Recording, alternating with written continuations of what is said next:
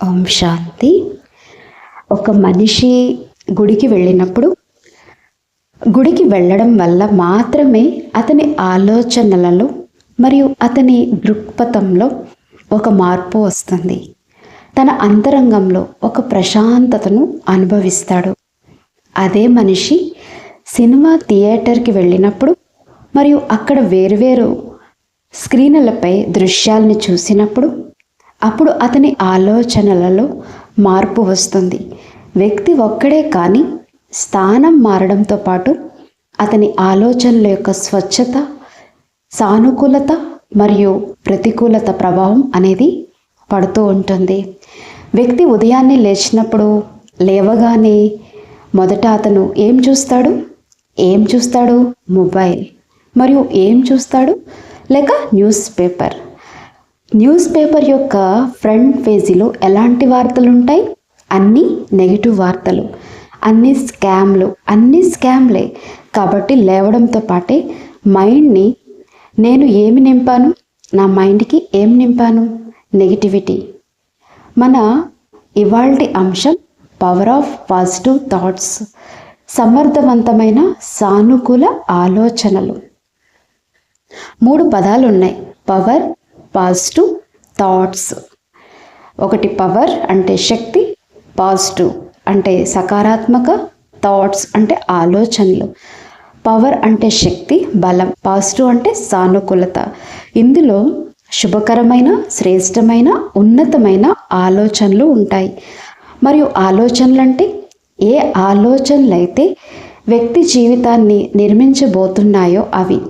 ఒక భవనాన్ని నిర్మించడానికి ఇసుక, కంకర, cement, drop man, engineer, architect ఇలా అన్నీ ఎలా అవసరమో సరిగ్గా అలాగే మీ జీవితం అనే భవనాన్ని నిర్మించడానికి కూడా మీరు ఏ విధంగా ఆలోచిస్తారో ఆ విధంగా తయారవుతారు. As you think so you become. మీరు ఎలా ఆలోచిస్తే అలా మారతారు.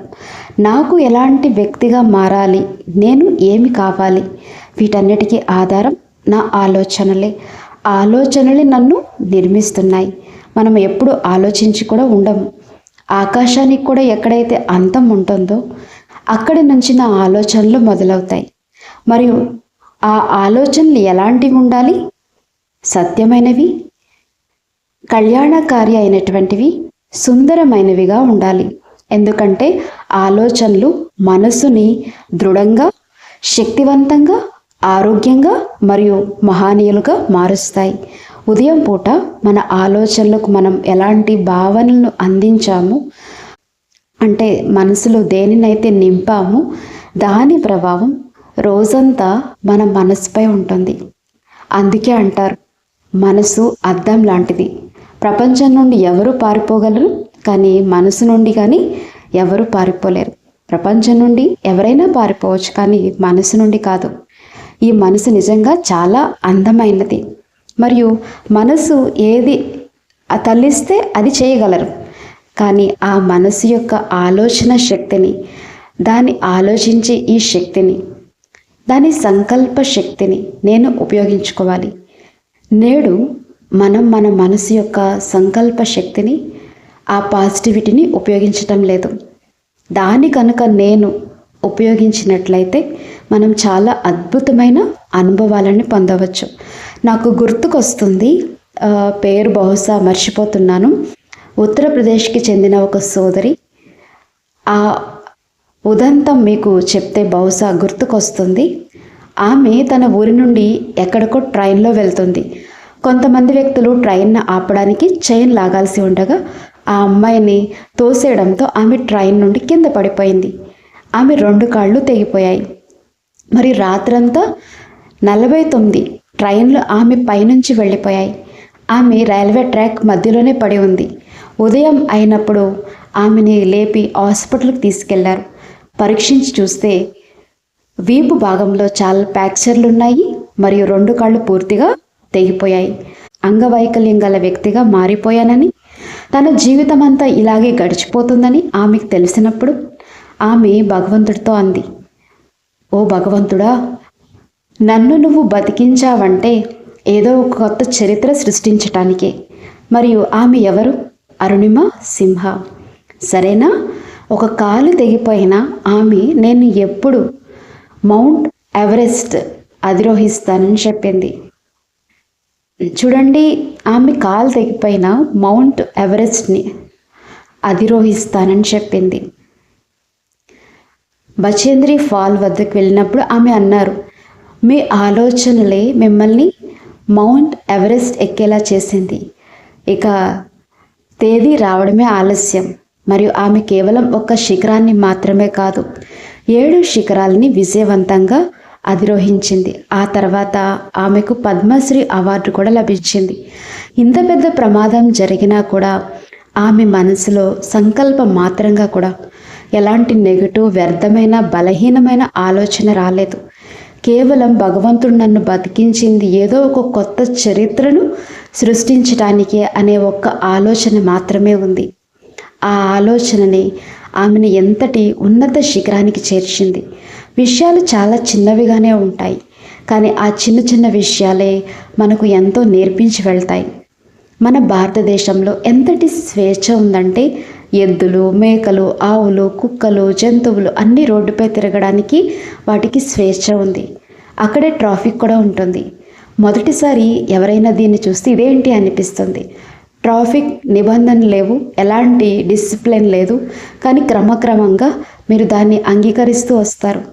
మరియు నా దేశం గొప్పది, నా దేశం గొప్పది అని అంటారు. మీరు దాన్ని అంగీకరించేశారు. మరియు ఆ జంతువులే పోలీసుల్లా పనిచేస్తాయి, మీ వేగాన్ని బ్రేక్ చేస్తాయి. మరియు దాన్ని అలాగే స్వీకరించి మనం ముందుకు సాగుతున్నాం.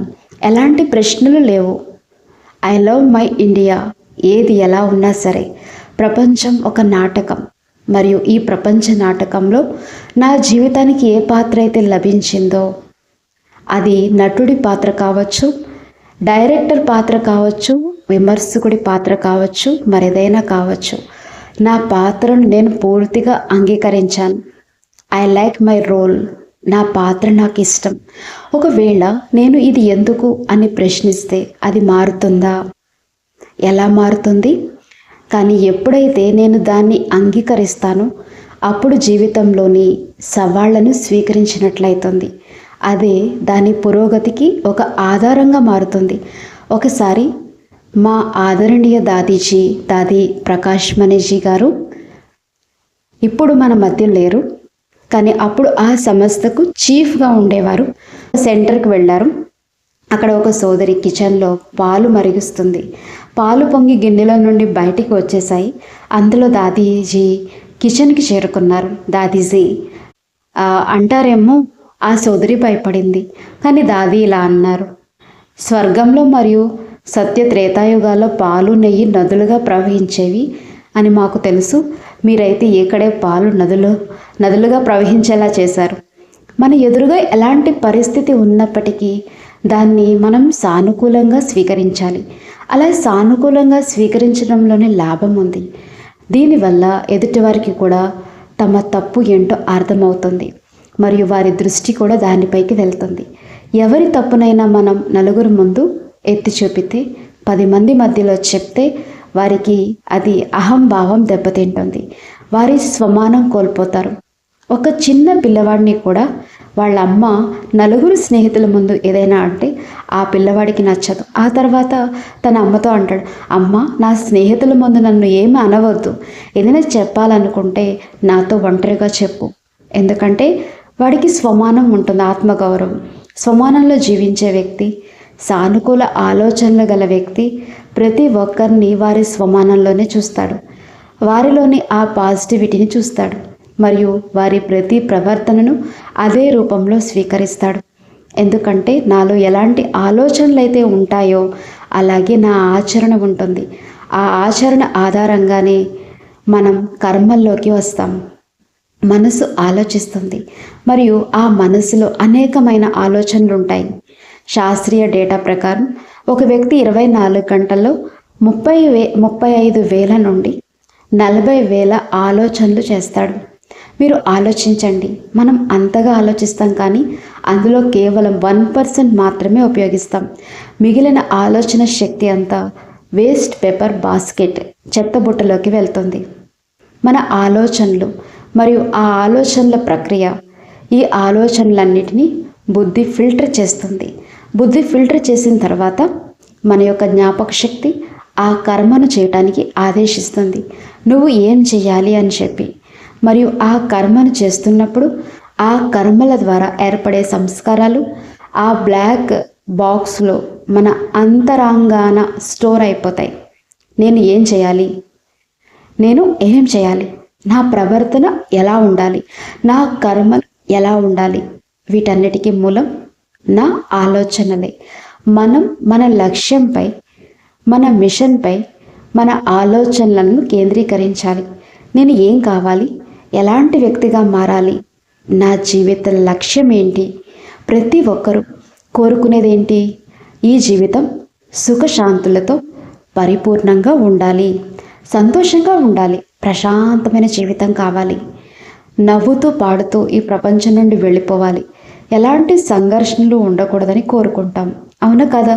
ఎలాంటి సంఘర్షణ లేని ప్రశాంత జీవితం కావాలి. కానీ దానికోసం మనం ఏం చేస్తున్నాం? మన ఆలోచనలు ఏ దిశగా సాగుతున్నాయి? మన ఆలోచనలు సరైన మార్గంలో పెట్టాల్సిన అవసరం ఎంతైనా ఉంది. మన మనస్సుకి మనమే కంట్రోలర్ కావాలి. మన మనస్సుకి మనమే రూలర్ కావాలి, పాలకుడు కావాలి. ఎందుకంటే మీరు మొదటి పాఠం విన్నారు, నేను ఒక ఆత్మను. మరియు ఈ మనస్సు అనేది ఆత్మ యొక్క ఆలోచన శక్తి. ఏం ఆలోచించాలి అనేది నా చేతుల్లోనే ఉంది. ఎలాంటి ఆలోచనలు కావాలి అనేది కూడా నా మీదే ఆధారపడి ఉంది. నా మనసుని ఎవరు బంధించలేరు. మనసుని ఏ యంత్రం తయారు చేయలేదు. ఏ యంత్రం కూడా మనసుని తయారు చేయలేదు. కానీ ఈ మనసే ఎన్నో యంత్రాలను సృష్టిస్తుంది. నేడు మనకు కంప్యూటర్ ఎంత ముఖ్యమో, కంప్యూటర్ లేకుండా, మొబైల్ లేకుండా ఒక్క సెకండ్ కూడా ఉండలేము. ఈ మొబైల్ ఎవరు తయారు చేశారు, కంప్యూటర్ ఎవరు తయారు చేశారు? మానవ మనసే. దాంట్లో ఎలాంటి సాఫ్ట్వేర్ వేస్తామో అది అంతే పనిచేస్తుంది, అంతకంటే ఎక్కువ పని చేయదు.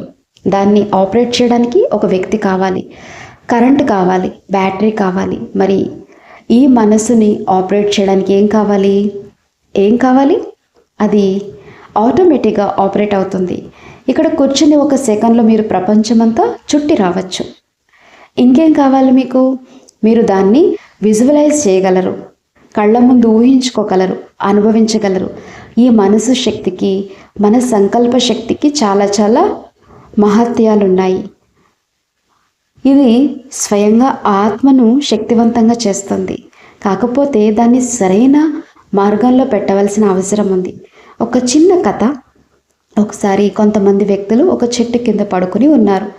వేసవికాలం, చెట్టు చాలా దట్టంగా ఉంది, చల్లని గాలి వీస్తుంది, మంచి నిద్ర పడుతుంది. కానీ కొద్దిసేపటి తర్వాత ఆ చల్లని గాలి కాస్త ఫెను తుఫాన్లాగా మారిపోయింది. అక్కడ ఒక యువకుడు ఉన్నాడు. తుఫాను బలంగా వీస్తుండడంతో ఉలిక్కిపడి లేచాడు. చెట్టును చూస్తూ ఇలా అన్నాడు, ఓ చెట్టు, నా ఇంట్లో ఆస్తి తగాదాలున్నాయి, ఆ గొడవలతో విసిగిపోయాను, కొంచెం మనశ్శాంతి తీసుకుందామని నీ కిందకు వచ్చాను. కానీ ఓ చెట్టు, నీ కొమ్మల మధ్య ఎలాంటి ఆస్తి తగాదాలు ఉన్నాయో ఏమో, అవే పరస్పరం కొట్టుకుంటున్నాయి. వాస్తవానికి తన లోపల జరుగుతున్న ఆందోళనని బయటికి కనిపిస్తుంది. ఆ యువకుడు తన ఇంట్లోని ఆస్తి తగాదాలను, సమస్యలను గుర్తు చేసుకుని మానసిక ఒత్తిడికి గురవుతాడు. అయితే అక్కడే ఉన్న మరొక సన్యాసి ఆ తుఫాను వల్ల చెట్టు ఆకులు రాలిపోతుండడం చూసి, జీవితం అంటే ఇంతేనా, తన జీవితం కూడా ఇలాగే ధూళిలో కలిసిపోతుందా అని నిరాశ చెంది తీవ్రమైన డిప్రెషన్లోకి వెళ్ళిపోతాడు. అక్కడే ఉన్నటువంటి ఇంకొక సంగీతకారుడు అదే తుఫాన్ దాటికి చెట్టు కొమ్మలో పరస్పరం రాసుకుంటూ వస్తున్న శబ్దాన్ని విని భయపడలేదు. బదులుగా ఆ కొమ్మల రాపిడి వల్ల వచ్చే శబ్దం ఎంత అందంగా ఉందో అని ఆనందిస్తాడు. తన వీణ తీగలు కూడా అంతకంటే చక్కని సంగీతాన్ని ఇవ్వలేవని భావిస్తాడు. చూడండి, పరిస్థితి ముగ్గురు ముందు ఒక్కటే అయినప్పటికీ వాటిని ఆలోచించే మరియు చూసే దృక్పథం ఎవరికి వారికే ఉంటుందని మీకు అర్థమైంది కదా. ఒకటే కావచ్చు. మనం మన దయానంద జీవితంలో మన ఆలోచనలను, దృష్టిని, చింతనను సృజనాత్మక మరియు సకారాత్మక వైపు మలుచుకోవాలి. నెగిటివ్గా ఆలోచించడం వల్ల మనం ధైర్యాన్ని కోల్పోయి నిరాశ చెంది చివరికి జీవితాన్ని ముగించుకోవాలనే ఆలోచనలకు కూడా దారి తీసేస్తాం. కానీ పాజిటివిటీ మనల్ని ఎప్పుడు నిరాశ చెందనివ్వదు. అది మన అడుగుల్ని ఎల్లప్పుడూ ముందుకు వేయిస్తుంది. ఒక చిన్న చీమ గోడపైకి ఎక్కడానికి ఎన్నిసార్లు ప్రయత్నిస్తుంది, కింద పడుతుంది, అయినా విసుగు చెందకుండా మళ్ళీ ఎక్కి చివరకు విజయం సాధిస్తుంది. అదేవిధంగా మన జీవితంలో వచ్చే ఏ నెగిటివ్ పరిస్థితులు, సమస్యలు లేక సంఘటనలైనా మనల్ని ఓడించడానికి, భయపెట్టడానికి, బలహీనలుగా చేయడానికి రావు. బదులుగా మనల్ని మరింత బలంగా, ధైర్యశాలుగా మార్చి ముందుకు నడిపించడానికి రావడం జరుగుతుంది. మన జీవితంలో ఎదురయ్యే ఏ వ్యతిరేక పరిస్థితులు, సమస్యలు లేక సంఘటనలైనా మనల్ని నిరాశపరచడానికి, ఓడించడానికి, బలహీనలుగా లేక భయపెట్టడానికి రావు. అవి మనకి దేనికొస్తాయి? మన దృక్పథాన్ని సానుకూలంగా మార్చుకోవాలి. మనం ఏదైనా ఆట ఆడినప్పుడు అందులో ఒకరు గెలుస్తారు, మరొకరు ఓడిపోతారు, లేక మ్యాచ్ డ్రా అవుతుంది. గెలిచిన వ్యక్తికి ఎంత సంతోషం ఉంటుందో ఓడిపోయిన వారు కాస్త నిరుత్సాహపడతారు. అయితే నిరుత్సాహపడాల్సిన అవసరం లేదు. ఒకవేళ తను ఓడిపోకపోతే అవతలి వ్యక్తి గెలిచేవాడు కాదు కదా. ఒకవేళ మీరు ఓడిపోకపోతే అవతలి వ్యక్తి గెలిచేవాడు కాదు కదా. ఎదుటి వారిని గెలిపించిన క్రెడిట్ తనదేనని, వచ్చేసారి తను ఖచ్చితంగా గెలుస్తానని అనుకోవాలి. ఉత్సాహాన్ని ఎప్పుడు తగ్గించుకోకూడదు. జీవితంలో మన ఉత్సాహాన్ని ఎప్పటికీ తగ్గించుకోకూడదు. ఉమంగాన్ని, మన మనసుకు ఎలాంటి ప్రతికూల భావనలు అస్సలు ఇవ్వకూడదు. ఇంట్లో మీ భార్య వంట చేసినప్పుడు అది ఎలా ఉన్నా సరే ఆమెని అభినందించండి. ఈరోజు వంట చాలా బాగుంది, చాలా రుచిగా ఉంది అని చెప్పినప్పుడు ఆమె ముఖంలో వచ్చే ఆనందాన్ని చూడండి. అదే ఒకవేళ ఉప్పు ఎక్కువైంది, అస్సలు బాగాలేదు అంటే మాత్రం ఇకపై మీ వంట మీరే చేసుకోండి అని రియాక్షన్ వస్తుంది. ఈరోజు మీ భార్య ధరించిన దుస్తుల్ని చూసి ఈ బట్టలు నీకు చాలా బాగున్నాయి, చాలా అందంగా కనిపిస్తున్నాయని అభినందిస్తే ఆమె లోపల ఎంతో సంతోషిస్తుందో ఆలోచించండి. ఎవరైనా టేక్ కేర్ అని చెప్తే మనసుకి ఎంత ప్రశాంతంగా అనిపిస్తుంది. కాబట్టి ఇతరులను ఎప్పుడు మోటివేట్ చేయాలి, అప్రిషియేట్ చేయాలి, అంతేకాని బాధ పెట్టకూడదు. ఇతరులను అభినందించటం, సానుకూల దృక్పథం కలిగి ఉండటం వల్ల మనలో సానుకూలత పెరుగుతుంది. ఆధ్యాత్మికత మన ఆత్మకు అటువంటి బలాన్ని ఇస్తుంది మరియు ఆధ్యాత్మికంగా మనల్ని శక్తివంతంగా చేస్తుంది. మన సంకల్ప శక్తిని శ్రేష్టంగా పాజిటివ్గా మార్చుకోవడానికి ఇది ఎంతగానో సహాయపడుతుంది. దీనివల్ల ఎప్పుడు ఎలాంటి నెగిటివ్ ఆలోచనలు, వ్యర్థమైన ఆలోచనలు మన మనసులోకి రావు. ఈ 3 రోజులుగా మీరు ఈ వాతావరణంలో ఈ అనుభూతి పొందుతూ వచ్చారు. దేవాలయానికి మరియు మన ఇళ్ళకి తేడా ఏమిటి? గుడి కూడా అదే కాంక్రీట్, సిమెంట్ మరియు సున్నంతోనే కట్టబడి ఉంటుంది. కానీ అసలైన తేడా ఆ స్థానంలో ఉండే వ్యక్తులు, వారి ఆలోచనలు మరియు వారి ప్రవర్తనలోనే ఉంటుంది. ఎలాంటి అన్నం తింటే మనసు అలాగే ఉంటుంది, ఎలాంటి నీరు తాగితే అలాంటి వాణి వస్తుంది అంటారు. పూర్వకాలంలో మాతలు, ఇంట్లోని పెద్దలు భగవంతుని స్మరిస్తూ భజనలు చేస్తూ వంట చేసేవారు. కానీ నేడు పరిస్థితి ఎలా మారిందంటే ఈ సీరియల్ ఇన్ని గంటలకు వస్తుంది, దానికంటే ముందే వంట పూర్తి చేయాలి, లేక బయట సినిమాకి వెళ్ళాలి, లోపోయి వంట చేసేయాలి, లేకపోతే హోటల్లో తిందామనే ఆలోచనలతో వంట చేస్తున్నారు. దీనివల్ల మన ఆలోచన సరళి పూర్తిగా మారిపోతుంది. కాబట్టి మన మనస్సు మన చేతుల్లోనే ఉంది. మనం మన మనసు అనే చిత్రాలను చిత్రీకరించుకోవచ్చు. ఎందుకంటే మనిషే తన సొంత తలరాతకు శిల్పి. మనందరం శిల్పకారులం, చిత్రకారులం, కళాకారులం కూడా మనమే. మనం ఏం చేయాలనుకుంటే అది చేయవచ్చు. అది పూర్తిగా మన చేతుల్లోనే ఉంది. కానీ వేరే ఎవరి చేతుల్లోనూ లేదు. ఏదైనా మన చేతుల్లోనే ఉంది.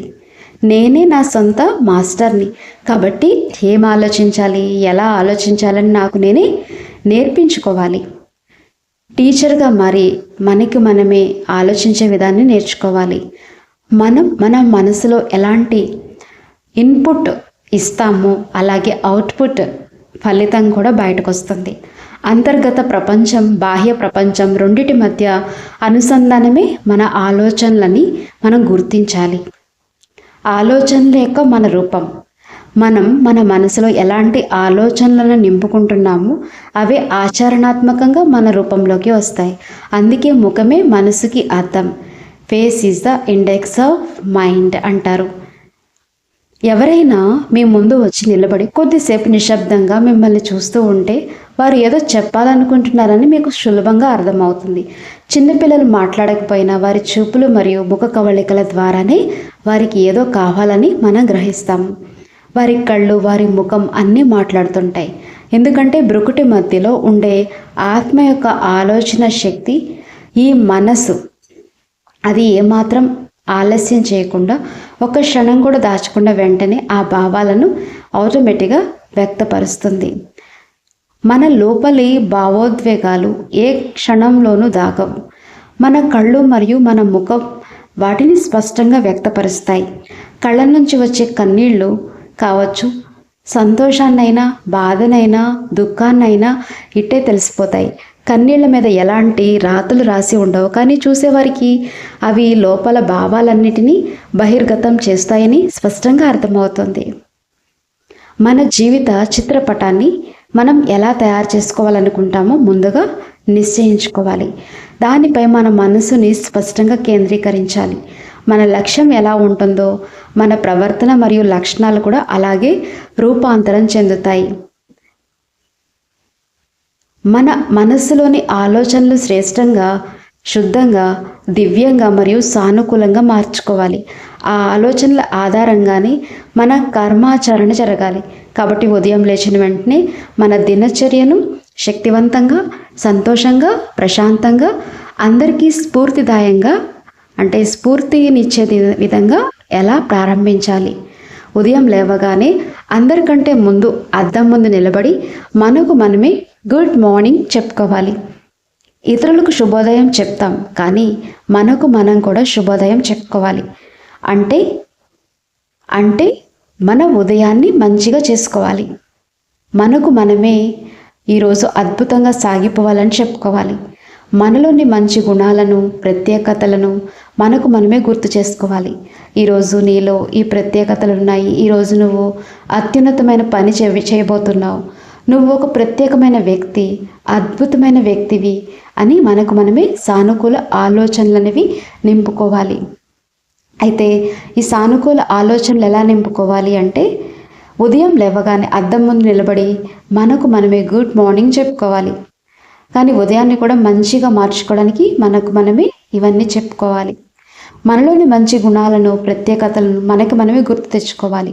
ఈరోజు మీలో ఈ విశేషతలు ఉన్నాయి, ఈరోజు మీరు అత్యున్నతమైనవి చేయబోతున్నారు, మీరు ఒక అద్భుతమైన మరియు ప్రత్యేకమైనటువంటి వ్యక్తిగా ఉన్నారు. ఇలా చూసారా, మనం ఎలా చెప్పుకోవచ్చు? మనకు మనమే సానుకూల ఆలోచనలను అందించడం ద్వారా మనకు మనమే శక్తిని ఇచ్చుకోవాలి మరియు ఆత్మను సశక్తం చేసుకోవాలి. చరిత్రలో అలెగ్జాండర్ మరియు పోరస్ మధ్య యుద్ధం జరిగినప్పుడు అలెగ్జాండర్ ఓడిపోతాడు. పోరస్ అలెగ్జాండర్ను బందీగా పట్టుకొని ఇప్పుడు మీతో ఎలాంటి ప్రవర్తన చేయాలి అని అడుగుతాడు. దానికి అలెగ్జాండర్ ఏమాత్రం భయపడకుండా ఒక రాజు మరో రాజుతో ఎలా ప్రవర్తిస్తాడో నాతో కూడా అలాగే ప్రవర్తించు అని సమాధానం ఇస్తాడు. పరిస్థితులు ఎలా ఉన్నా అలెగ్జాండర్ తన యొక్క ఆత్మగౌరవాన్ని కోల్పోలేదు. మనం కూడా ఎప్పుడు మన ఆత్మగౌరవంలోనే ఉండాలి. మనల్ని ఎప్పుడు బలహీనలుగా, నిరాశ చెందుతున్నట్లు లేక తీవ్ర ఒత్తిడికి గురైనట్లుగా భావించకూడదు. ఎందుకంటే అలా మనం ఎప్పుడు కూడా నెగిటివ్ రానివ్వద్దు. ఈ సానుకూలత మనకు ఆత్మవిశ్వాసాన్ని ఇస్తుంది, శక్తిని నింపుతుంది మరియు బుద్ధి యొక్క నిర్ణయ శక్తిని చాలా బలంగా మారుస్తుంది. మన వ్యక్తిత్వాన్ని దృఢంగా మార్చి మనలోని అంతర్గత శక్తుల్ని ఇది అభివృద్ధి చేస్తుంది. ఈ ఆధ్యాత్మిక శక్తి మరియు మెడిటేషన్ ఆత్మను మరింత శక్తివంతంగా మారుస్తాయి. అందుకే మన ఆలోచనలు ఎప్పుడు అందమైనవిగా, కళ్యాణకారిగా, మేలు చేసేవిగా ఉండాలి. మనం మంచి చేస్తే మనకు మంచి జరుగుతుంది అనే భావంతో ఎప్పుడు ఇతరుల గురించి శుభమే కోరుకోవాలి, నెగిటివ్ ఎప్పుడు కోరుకోకూడదు. మర్చిపో మరియు క్షమించు అనే విలువల్ని అలవర్చుకోవాలి. Forget, forgive. అటువంటి విలువైన వ్యక్తిగా తయారై ఆ సానుకూలతతో మనల్ని మనం శక్తివంతంగా చేసుకుని ఇక్కడి నుండి వెళ్ళాలి. జీవితంలో ఎప్పుడు పాజిటివ్గా ఉంటాం అని మనకు మనమే ఒక రథంలాగా ప్రతిజ్ఞ చేసుకోవాలి. మనతో మనం ఒక వాగ్దానం చేసుకోవాలి. ఎందుకంటే ఈ సానుకూలతోనే జీవితంలో అన్ని విజయాలు మనం పొందగలుగుతాం. ఎందుకంటే ఈ సానుకూలతలోనే అన్ని విజయాలు దాగి ఉన్నాయి. అచ్చ. ఓం శాంతి.